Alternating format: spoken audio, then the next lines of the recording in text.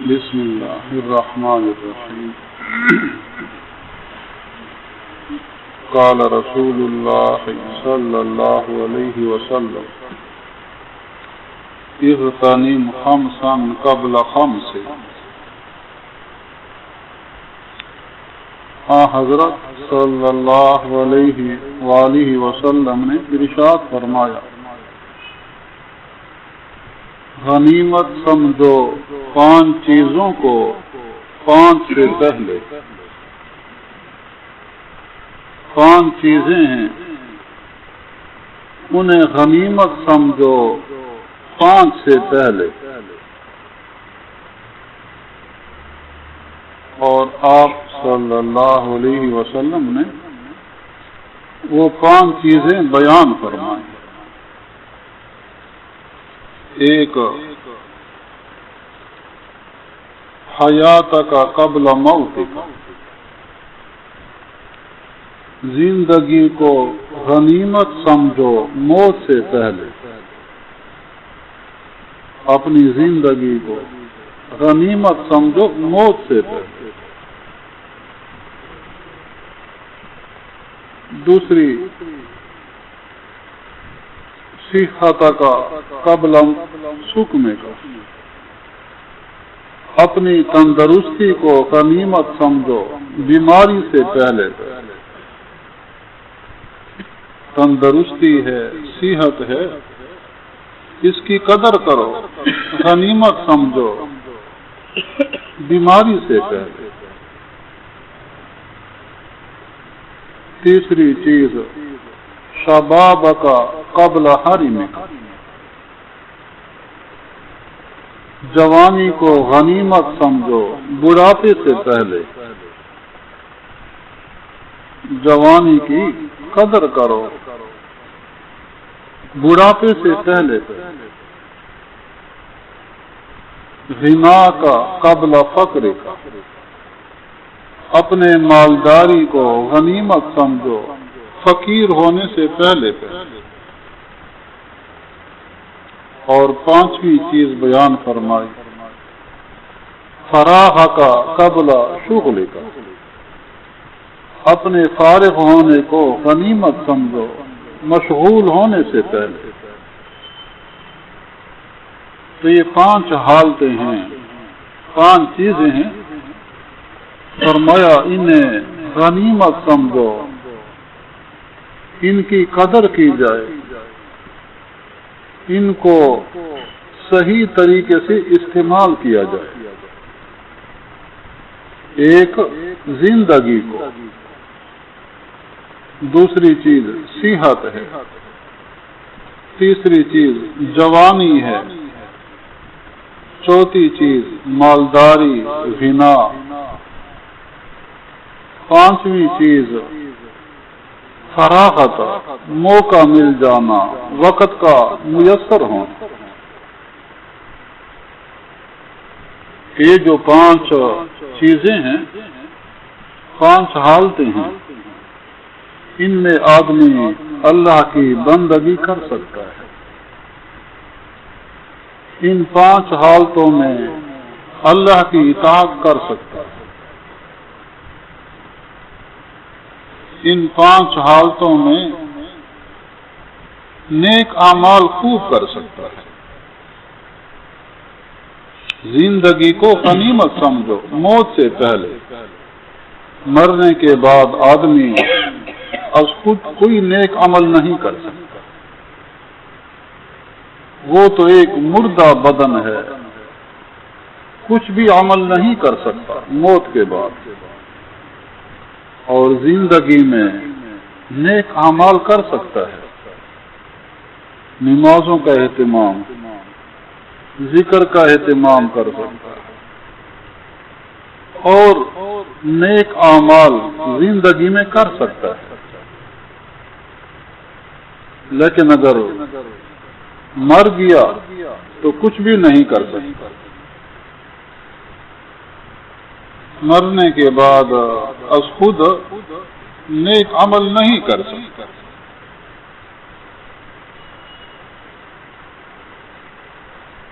تو یہ زندگی فرمایا اس کو غنیمت سمجھو،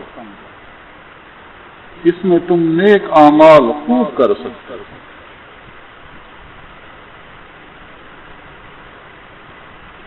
بعض بزرگان دین کے بارے میں یہ بھی روایات میں آتا ہے، قبر میں تلاوت کر رہے ہیں، اگر وہاں کر بھی لی لیکن وہ تو صرف لذت کے لیے ہوگا، اس پر اجر نہیں ہوتا۔ حدیث پاک میں واقع ہے، صحابہ کرام کا قافلہ جا رہا تھا، رات کو ایک جگہ پڑاؤ ڈالا، خیمہ لگایا، تو قریب سے سورہ ملک کی پڑھنے کی آواز آ رہی تھی، تبارک الذی بیدہ الملک وہو علی کل شیء قدیر۔ تو جب انہوں نے معلوم کیا تو یہ سامنے آیا کہ یہاں کوئی شخص دفن ہے اور اس کی قبر سے یہ پڑھنے کی آواز آ رہی ہے۔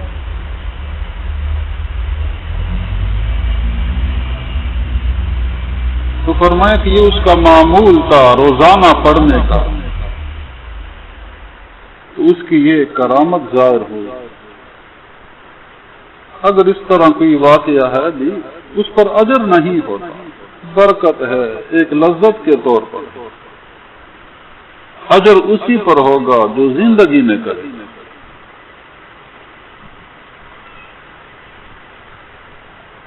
دوسری چیز صحت ہے، صحت میں آدمی نیک اعمال کر سکتا ہے،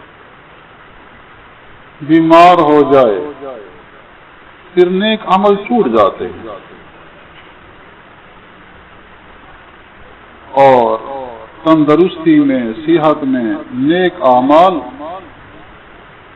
آسانی سے ہو سکتے ہیں۔ اگر عادت بنا لی جائے نیک اعمال کی تو پھر نیک اعمال کرنا آسان ہوتا ہے۔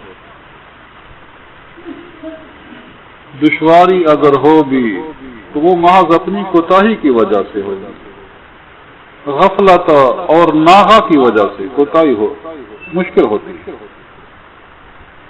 اگر نیک اعمال کی عادت بنا لی جائے پھر کرنا آسان ہو جاتا ہے۔ تندرستی میں صحت میں آدمی نیک اعمال خوب کر سکتا ہے، بیماری میں تو اعمال ٹوٹ جاتے ہیں۔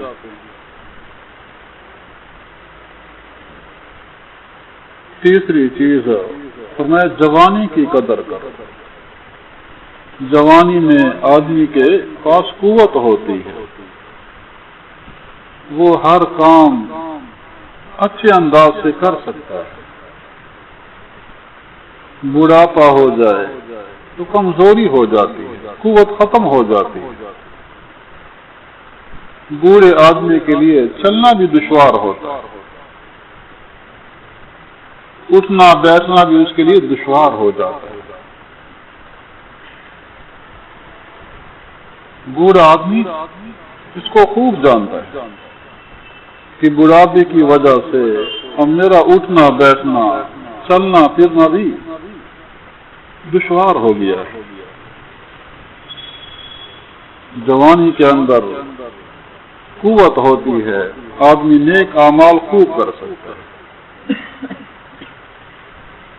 بڑھاپا آ جائے یا بیماری آ جائے تو پھر نیک اعمال میں بھی کمی آ جاتی ہے۔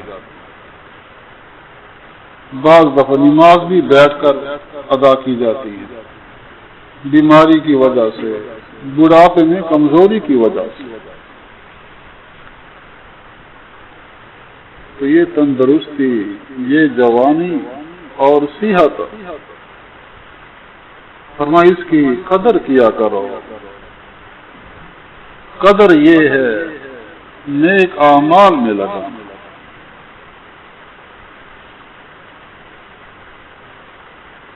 غنا کا قبل فقر کا، اپنے غنا کی قدر کر.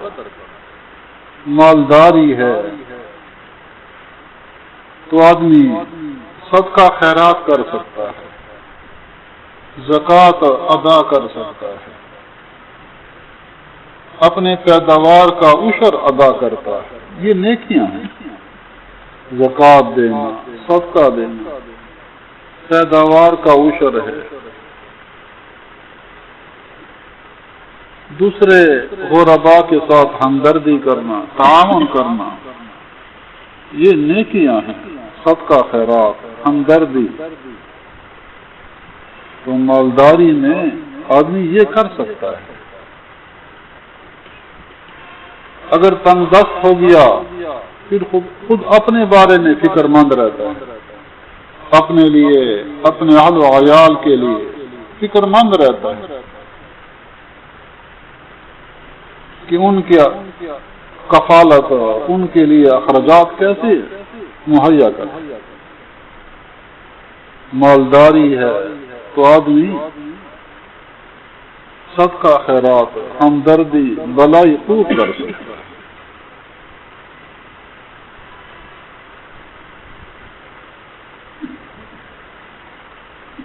مال مانگا تو نہ جائے، یہ تمنا نہ کی جائے خوب مال ہو اور صدقہ خیرات کرتا ہوں،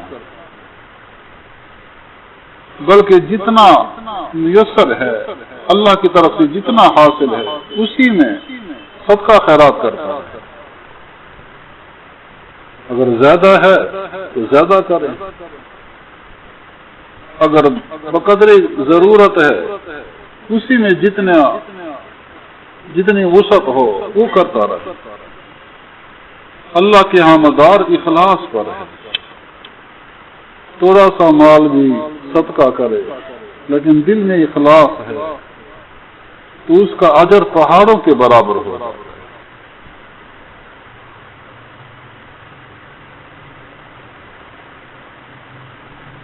اور پانچویں چیز بیان فرمائی، اپنے فارغ ہونے کی قدر کرو. اگر نیک اعمال کا موقع میسر ہے، نمازیں پڑھنے کا، ذکر کرنے کا، تلاوت کرنے کا، نوافل پڑھنے کا، اور جو بلائیاں ہیں ان کے کرنے کا موقع میسر ہے تو تم اس فراخت کی قدر کرو، نیک اعمال میں لگاؤ. اپنے فارغ ہونے کی حالت میں خوب نیک اعمال کیے. اگر مشغول ہو گئے پھر اعمال متاثر ہو جائیں گے. مشغول ہونے کی وجہ سے نیک اعمال میں کمی آ سکتی ہے. آپ صلی اللہ علیہ وسلم انتہائی شفیق ہیں، ہر عمل میں اپنی امت کی خیر خواہی اور ان کو ہدایت کا راستہ بتلائے. تو 5 حالتیں بیان فرمائیں، ان کی غنیمت سمجھو، ان کی قدر کرو. مقصود ہے نیک اعمال کرنا، اللہ کی بندگی، اور وہ ان 5 حالتوں میں خوب ہو سکتی ہے. اس لیے نیک اعمال کا بہت اہتمام ہے. زندگی ہے، جوانی ہے، صحت ہے، یہ اللہ کی طرف سے خاص نعمتیں ہیں. ان نعمتوں کو اللہ کی بندگی میں استعمال کیا جائے. نیکی بلائی کی ہرس ہو، لالچ اور ہرس نیکی کی ہو. جتنی نیکی کر لی اس سے دگنے کی پھر اور لالچ دل میں آئے، طمع آئے کہ اور نیکی کر لی، اور نیکی کر لی. دل کے اندر مزید طمع ہو میں اور کر لوں.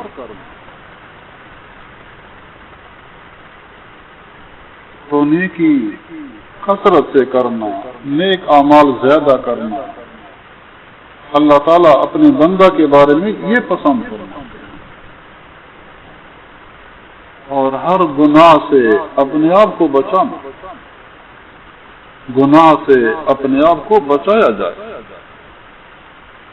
کہ گناہ کرنا یہ اپنے آپ کو ہلاکت میں ڈالنا ہے، گناہ کرنا اپنے لیے جہنم کی آگ کو ذخیرہ کرنا،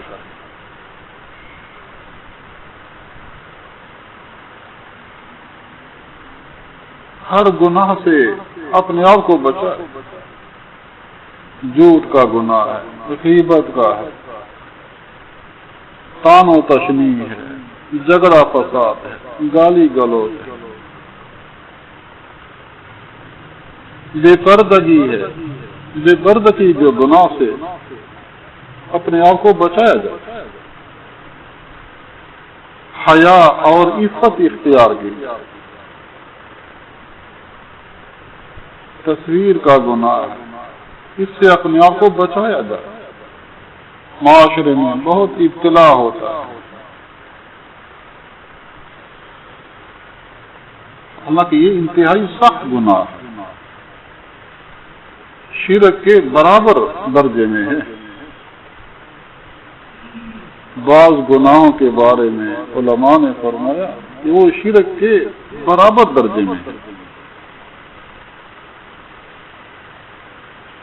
ان میں یہ بھی ہے بلا ضرورت تصویر کا یہ کرنا، بعض دفعہ مجبوری بھی ہوتی ہے، شناختی ہے اور کوئی چیز، اس میں توبہ استغفار ضروری ہے، توبہ استغفار کرتے ہوئے اس میں آدمی مجبور ہوتا ہے، اور اس کے علاوہ بہت احتیاط ضروری ہے۔ هو الذی یصورکم فی الارحام، صورت دینے والی ذات اللہ کی ذات ہے، الخالق البارئ المصور، اللہ کی صفت ہے، جو یہ عمل کرتا ہے گویا کہ اللہ کی صفت میں شریک ہونا چاہتا ہے، جیسے کبر کے بارے میں اللہ تعالیٰ فرماتے ہیں کبریائی یہ میری چادر ہے، جو اس میں شریک ہونا چاہے گا میں اسے ہلاک کر دوں گا، یعنی کبر کرنا خدائی صفت میں شریک ہونا ہے۔ فرعون نے خدائی کا دعویٰ کیا، تو اس طرح جو اللہ کی صفات ہیں خاص اللہ کے ساتھ خاص ہیں، تو ان کو اختیار کرنا خدائی صفات میں شریک ہونا۔ فاجتنبوا الرجس من الاوثان واجتنبوا قول الزور، فرمایا کہ بت پرستی کے ساتھ جھوٹ کا ذکر ہے کہ جھوٹ سے بھی بچو، تو یہاں سے علماء نے مسئلہ نکالا کہ جھوٹ بھی اتنا سخت گناہ ہے جو کہ بت پرستی کے قریب قریب، تو ہر گناہ سے اپنے آپ کو بچایا جائے، نیک اعمال کا اہتمام ہو، نیک اعمال کی کثرت ہو، برائی سے اپنے آپ کو بچانا، ہر گناہ سے بظاہر وہ چھوٹا ہو تو بھی اس سے بچے، بڑا گناہ ہو اس سے بھی بچنا ضروری ہے، تو ہر برائی سے بچنے کا اہتمام، نیک اعمال کرنے کا اہتمام، اللہ تعالی عمل کرنے کی توفیق نصیب۔